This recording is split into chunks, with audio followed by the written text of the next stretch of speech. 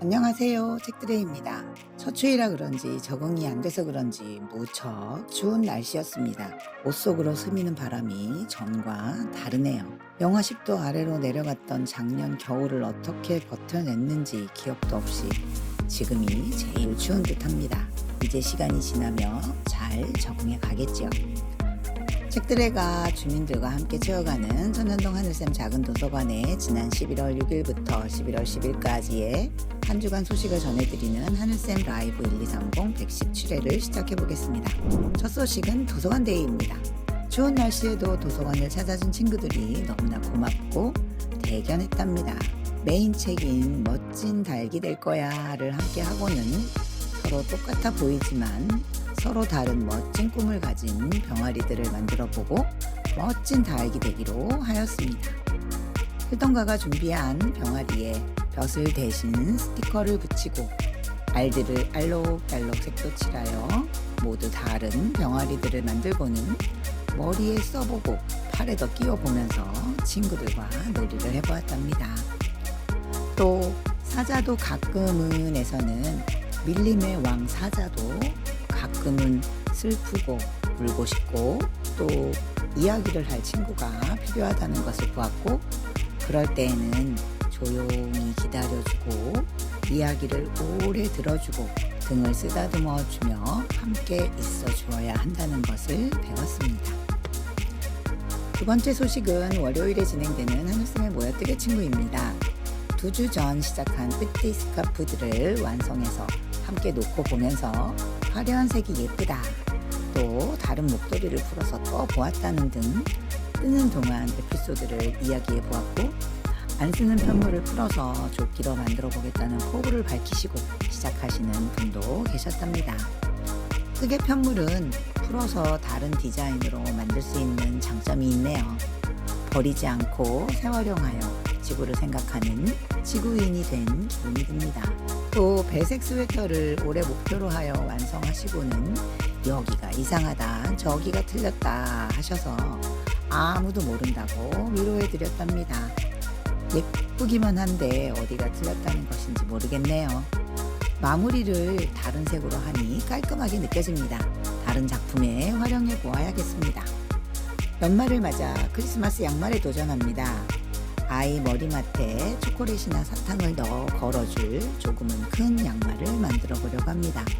당연 색은 빨강과 초록이죠. 유튜브에서 양말뜨기를 찾고 새로운 코 잡는 방법을 해보느라 이리저리 해보아도 안 되네요. 다음 주에 다시 모여 해보기로 하였습니다. 세 번째 소식은 수요일에 진행되는 책친구 성인반 너의 생각을 들려줘입니다. 오늘 함께한 책은 전소영 작가의 적당한 거리입니다. 표지 제목이 띄어쓰기를 하지 않은 이유가 무엇일까 생각해보며 책장을 넘겨보았답니다. 전소영 작가의 다른 책 연남천 꿀다발은 작가가 1년 내내 홍제천을 걸으며 본 들풀들을 소재로 그리신 책이고, 작가가 연남동에 살고 있을 때여서 홍제천이 아닌 연남천이라 제목을 지었다는 것을 알았고, 작가는 들풀이나 식물에 관심이 많으신 분이신 듯 합니다. 책을 다 읽고 모두 공감한 것은 사람과 식물들이 참 많이 닮아 있다는 것이었습니다. 집안에 식물들을 기르며 느낀 에피소드가 쏟아져 나왔습니다. 그러곤 게으른 사람이 잘 기른다는 이야기도, 사랑을 주며 자주 들여다봐주는 관심을 가지면 그 아이들이 무엇이 필요한지, 뭘 주어야 하는지, 분갈이를 해야 하는지 알 수 있다는 이야기도 들을 수 있었습니다. 나아가 식물들 사이에도 적당한 거리가 있어야 잘 크는 것처럼 사람 사이에도 적당한 거리가 필요하다는 것을 이야기하였습니다. 너무 가깝지도 혹은 너무 멀지도 않은 적당한 거리를 가지는 것은 조금 어려워 보이기도 합니다. 여러 관계에서 사람과 사람이 느끼는 감정이 서로 다르듯 조금 거리를 두고 기다려주는 것이 필요하다는 이야기에 모두 공감하고, 사람 사이의 관계는 참 어렵다 이야기하며 누가 거리를 정해주면 좋겠다고 하며 시간을 마무리하였답니다. 네 번째 소식은 책친구 초등2기 너의 목소리를 들려줘입니다. 이번 주에는 지난주에 이어서 사라지는 동물 친구들을 함께 했습니다. 맞춤법 퀴즈를 풀어보고 지난주에 만난 사라진 동물 친구들로 별명을 정하고서 서식지별 멸종위기에 처한 동물들을 찾아보고 멸종에 처하게 된 이유를 알아보았습니다. 세계 지도를 펴놓고 50마리 멸종위기 동물들의 서식지에 깃발을 세워보았습니다. 책 친구들이 서식지에 깃발을 세우고 나서 이름만 듣고 사는 곳이나 생김새, 습성 등을 유추해보고 서로의 의견을 이야기하였습니다. 커다란 지도에 깃발이 없는 곳이 있나요? 동물들이 안전한 곳이 있나요? 아니요. 그럼 왜 지구 전체에서 이런 일이 생길까요? 물으니 서식지가 없어져서요. 그럼 왜 서식지가 줄어들까요? 사람들이 자꾸 개발해서요. 라는 말로 이어졌답니다. 그럼 우리가 할 수 있는 일은 무엇일까요? 라 물으니 재활용을 잘해요. 물건을 아껴 써요. 더 이상 개발하지 말아요. 등등 많은 의견이 나왔답니다. 이제 책 친구들이 실천할 차례라는 말을 끝으로 마쳤습니다. 5번째 소식은 금요일에 진행되는 하늘샘에 모여 켈리 친구입니다. 켈리를 쓸 때 한지 아래 받치고 쓸 것이 마땅치 않아서 안 쓰는 무릎 담요를 이용하고 있었는데 참가자 중 한 분이 본인이 잘라 쓰고 있던 것을 가지고 오셔서 나눔을 하셨고, 검은색 옷을 잘라 쓰자고 가지고 오셨으나 옷이 너무 아까워서 한 분이 입기로 하셨어요. 따뜻한 마음을 가지신 분들과 따뜻한 글과 그림을 그리는 시간이었습니다. 한 문장을 계속 연습하기도 하시고 글과 그림을 동시에 연습하시는 분도 계시고 무지 달력에 넣을 짧은 글을 찾아 연습하고 있습니다. 그간 써왔던 것들을 모아서 보니 그간 안 늘었다고 생각했는데 처음 쓴 글씨를 보니 조금 실력이 자라남을 느낍니다. 역시나 꾸준히 연습하면 글도 예쁘게 써지나 봅니다.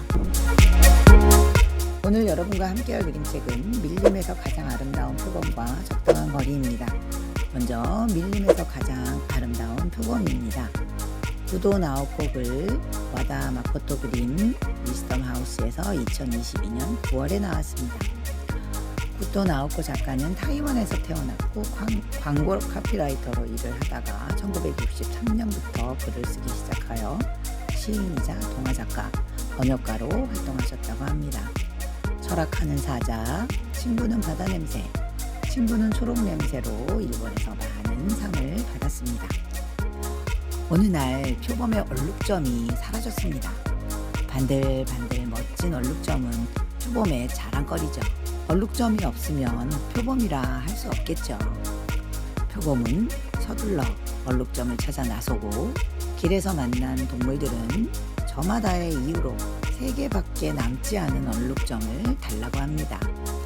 과연 표범은 소중한 얼룩점을 내어줄 수 있을까?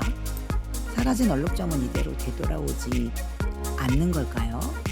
하룻밤 소중한 얼룩점을 잃어버린 표범은 3개 남은 점만큼은 꼭 지니고 싶었을 것입니다. 친구들의 부탁을 선뜻 들어줄 수가 없었죠. 사라진 얼룩점을 언제 되찾을지 모르는데 3개뿐인 점마저 내어주어도 될까? 나에게 있어서는 3개뿐인 점이지만 친구들에게는 하나하나 꼭 필요한 것인데 모른 척 해도 될까? 생각이 요동칩니다. 표범과 같은 고민을 누구나 한 번쯤 해보았을 것입니다.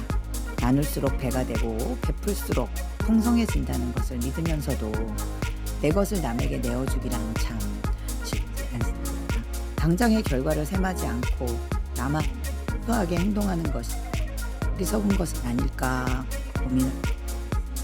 그럼에도 이 책은 우리가 선한 향해 나아가야 한다고 말합니다. 표범은 속상한 마음을 뒤로 하고 친구들을 위해 하나, 둘 점을 내어줍니다. 표범은 멋진 점이 모두 사라졌다 생각했지만 악어에게는 든든한 주머니가, 개구리에게는 포근한 이불이, 백호 원숭이에게는 멋진 나이가 생겼죠. 마지막 점 하나까지 내어준 표범에게는 나비들이 새 무늬를 선물해줍니다. 세상에서 가장 특별하고 아름다운 무늬가 생겼죠. 소중한 것을 내어준 표범의 선한 마음이 새로운 기쁨을 불러들인 것입니다. 서로에게 베풀 수 있다는 것이야말로 우리 우리의 멋진 점이 아닐까 생각되는 그림책입니다. 이 책은 1975년 출간되어 오랜 사랑을 받다가 절판되었습니다. 이 책을 사랑하는 독자들의 요청으로 2018년 복간되었습니다.